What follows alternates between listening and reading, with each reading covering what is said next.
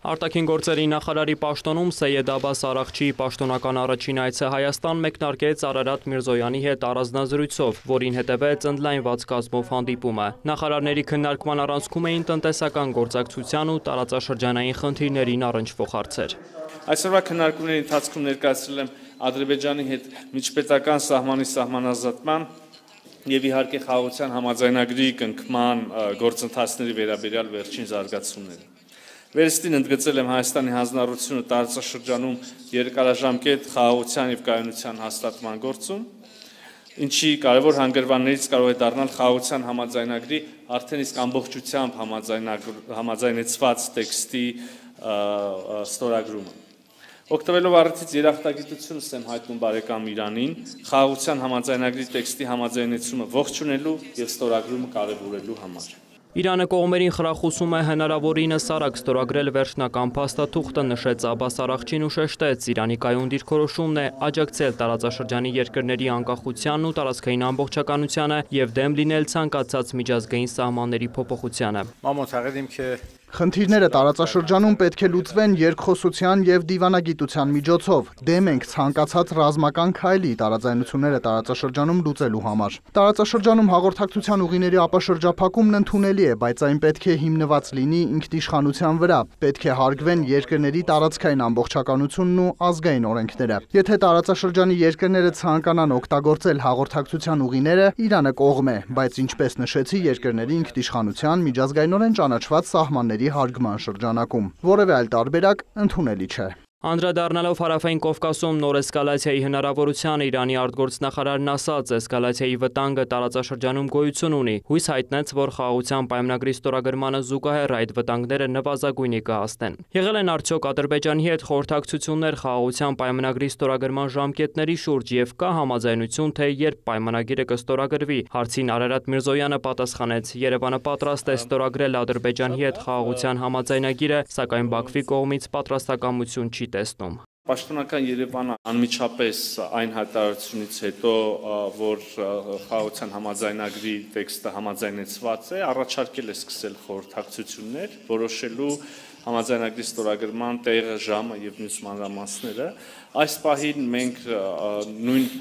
պատրաստակամությունը պաշտոնական Բաքվից չենք լսել։ Խաղաղության համաձայնագրի տեքստի համաձայնեցմանը զուգահեռ եւ դրանից հետո արդեն նորից Ադրբեջանը որոշակի այլ նախապայմաններ է տեսնում, պատկերացնում մինչև զուգահեռ կամ հետո խաղաղության համաձայնագրի ստորագրումից, ինչ պետք է անենք հարցնենք, պետք է շարունակենք աշխատել, բանակցել եւ գտնել փոխադարձ ընդունելի լուծումներ,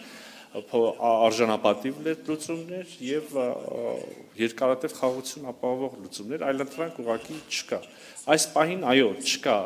ըմբռնում, որտեղ եւ երբ պետք է ստորագրվի։ Մենք ուզում եմ մեկ անգամ եւս ասել, պատրաստ ենք հնարավորինս արագ ներգրավել այդ գործընթացում եւ դնել մեր ստորագրությունը։ Անդրադառնալով տնտեսական գործակցությանը նախարարները կարևորեցին հատկապես առևտրի ոլորտում դինամիկ զարգացումը։ Միրզոյանի խոսքով 2024-ին երկկողմ առևտրաշրջանառության ծավալը գերազանցել է նախորդ առնվազն 5 տարիների ցուցանիշը։ Գործընկերոջ հետ քննարկել են առևտրաշրջանառությունը 3 միլիարդ դոլարի հասցնելու հնարավորությունը։ Իրանն իր մասնակցությունն ունի Հայաստանի տնտեսական ենթակառուցվածքային ծրագրերի իրականացման գործում, որոնք ոչ միայն տնտեսական, այլև իրականում ռազմավարական նշանակություն ունեն։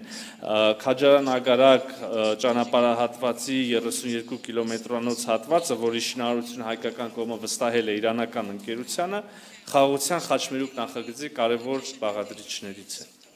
Այսպիսով կարող ենք փաստել, որ Իրանը ոչ միայն առաջին պետություններից էր, որը ողջունեց մեր խաղաղության խաչմերուկ նախագիծը, այլև գործնականում ներգրավված է նախագծի կյանքի կոչմանը։ Իրանն աջակցություն է հայտնել խաղաղության խաչմերուկ ծրագրին, շարունակեց Աբբաս Արաղչին։ ایران و ارمنستان علاقمند هستند در حوزه Իրանը եւ Հայաստանը պատրաստ են պայմաններ ստեղծել տարանցման ոլորտում, դյուրացնելով բեռնափոխադրումները Սև ծով, Պարսից ծոց, Հնդկաստան, Օման։ Նաեւ բեռնափոխադրումները դյուրացնելու համար հիանալի զրույց ենք ունեցել Արաքս գետի վրա նոր կամուրջ կառուցելու վերաբերյալ։ Մենք պայմանավորվել ենք շարունակել միջազգային հարթակներում գործակցությունը եւ աջակցել միմյանց դիրքորոշումներին։ Անդրադառնալով իրանական մաքսակետում օտարերկրյա պետհամարանիշներով բեռնատարների համար դիզվառելիքի գների բարձրացման խնդրին ու վարորդների բողոքներին նախարարները նշեցին, կա ըմբռնում, որ երկու երկրների բեռնափոխադրողների վարորդների համար որոշակի պարզեցումներ եւ ավելի հարմարավետություն կստեղծվի, առաջիկայում կվերջնականացվեն աշխատանքները։ Երևանում տեղի ունեցավ նաև Իրանի արտգործնախարարի հեղինակած բանակցության ուժը գրքի հայերեն թարգմանության շնորհանդեսը։ Գրքի նախաբանը գրել է արտգործնախարար Արարատ Միրզոյանը։ Գիրքը թարգմանվել եւ հրատարակվել է Հայաստանում Իրանի դեսպանության ջանքերով։ Վոլոդիա Մուշեղյան, Աշոտ Խաչատրյան, լուրեր։